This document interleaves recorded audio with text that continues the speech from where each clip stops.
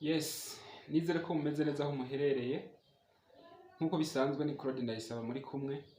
Tukaba twongeye kugaruka kugira ngo tuganire ku bijyanye na Green Card Lottery. Twari tumaze iminsi tubivuga ko, ariko uyu munsi ndabazaniye iyindi nkuru nziza. Na cyane cyane ndabibutsa ko iyi ariyo tarike yo kurabira ko inyishu guhera ku itariki 3 z'ukwezi kwa gatanu, aho saa sita z'ijoro inyishu ziza kuba zitangiye gutangwa. Ukaba rero utarakora subscribe kuri chaîne, ndagushishikariza kugira ngo bikore uzohore ubona ibiganiro tubashikiriza mu ba mbere. Ndakwibutsa kandi kugira like, share na commentaire. Ati rero results za Green Card zigiye gutangwa.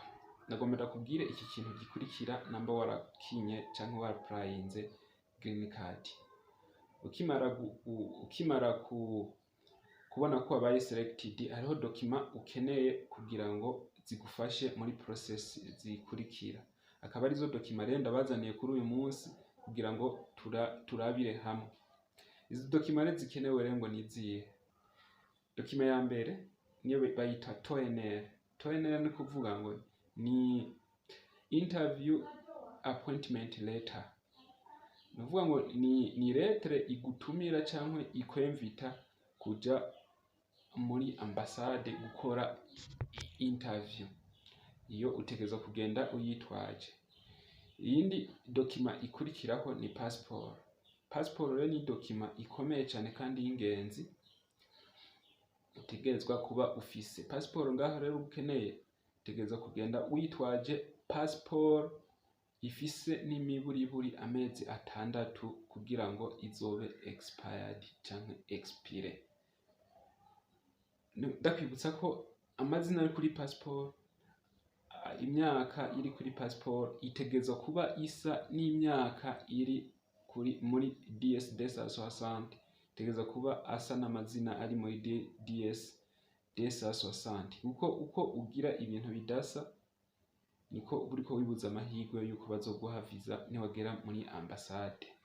Yindi document ikurikirako n'amafoto 2 magufi. Utegereza kugenda ufise udufoto 2 tugufi, ibyo bitwa photo passport. Zikwije ibisabwa ziri kuri zikwije condition zemewe na Green Card muraziyizi.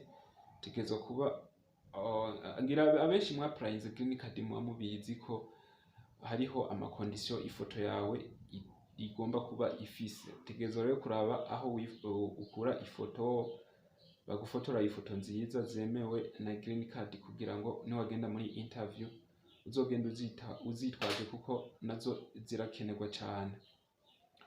Iyindi document ikurikira ni iyo bitwa DS confirmation page. Ni kuvuga ukimara kuzuza DS 260 hariho page bakohereza canke bakohereza kuri email yerekana ikwemeza ko warungitse DS 260. Niyo nayo nyene utegeza kuba ufise copy yayo ukagenda uyitwaje. Indi document ikurikirako niyo bitwa birth certificate. Ni certificate de naissance, urupapuro rw'amavuko utegezwa nago kuba ugwitwaje, ruriko amazina, ruriko imyaka isa nibiri muri passport kandi bisa nibiri muri DS 260. Ibyo ni ibintu ugomba kwitwararika cyane. Ni ibintu ugomba kwitwararika kuko ushobora gukora agakosa gatoya gusa bigatuma bakwima visa kandi wari waronse amahirwe yo kuba watsindiye Green Card. Iyindi document ikurikira ni resulta za medical check up. Ni kuvuga inyishu za medical check up, ariko muri iyi minsi ntago kigenda uzijanye, ahubwo ugera muri ambassade resulta zarashitse kera kuko bafise uburyo bazirungikamwo ku ivuriro uba warakoreye ko ivyo bipimo.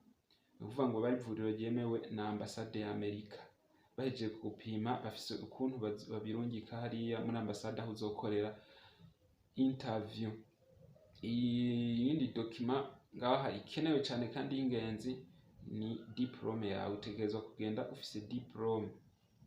ndabibutsa ko hariho abantu usanga barakinye green card ata amadiplome bafise, ugasanga afise certificat, biragoye ko bashobora kuguha visa udafise diplome.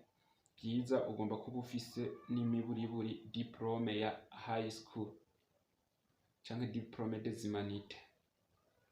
Iyindi document ikenewe ngaha cyane niyo bitwa criminal record. Criminal record ku batayizi ni za document canke za mpapuro zerekana ko utigeze ufungwa.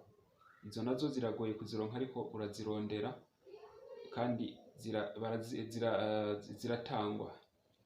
Utegerezwa kugenda uyifise, urayirondera, uragenda muri polisi ibijejwe bakagufasha ukaronka izo mpapuro. Iyindi document ari nayo ya nyuma ngiye guhereza ko nayo nyene ugomba kugenda witwaje mu gihe ugiye gukora interview hariya muri ambassade, utegerezwa kuba ufise certificat de mariage. Namba wubatse ukaba uri umusilibateri canke uri umudivorce, naho nyene utegerezwa kuba ufise urupapuro ruvyemeza. Wubatse utegerezwa kuba ufise certificat de mariage, utubatse utegerezwa kuba ufise certificat de célibataire. Warakoze divorce utegerezwa kuba ufise amadokima canke ufise impapuro zivyemeza ko wakoze divorce mu buryo bwemewe n'amategeko. Nizo rero zimwe muri document utegerezwa kugenda ufise. Ukimara kubona ko wabaye selected uca wihutira kurondera, kuko hariho abantu benshi baplayinze green card badafise passport kandi birashoboka. Rero ukimara kubona ko waronse amahirwe, ugomba guhita wihutira kurondera passport, kuko niyo igufasha mu kuzuza DS-260. Mu gihe utayifise ntibishoboka ko ushobora kuzuza DS-260. Izi document rero zose ndondaguye ngaha ugomba kuba ziriko zitegerezwa kuba ziriko ibintu biri conforme. Ni ukuvuga ngo imyaka, amazina yawe, amazina y'abavyeyi. Imyaka iri kuri certificat de naissance itegerezwa kuba ariyo myaka iri no kuri certificat de mariage. Gomba kuba ariyo myaka iri muri DS-260 iri no kuri passport. Cyo kimwe n'amazina yawe, amazina yawe ari kuri passport ategerezwa kuba ariyo mazina ari kuri DS-260, ategerezwa kuba ariyo mazina ari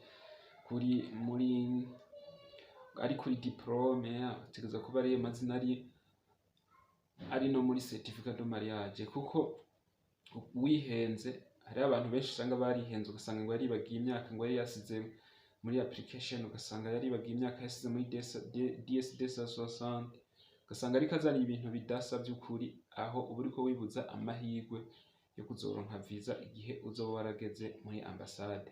Ibyo bintu rero ugomba kubyitwararika.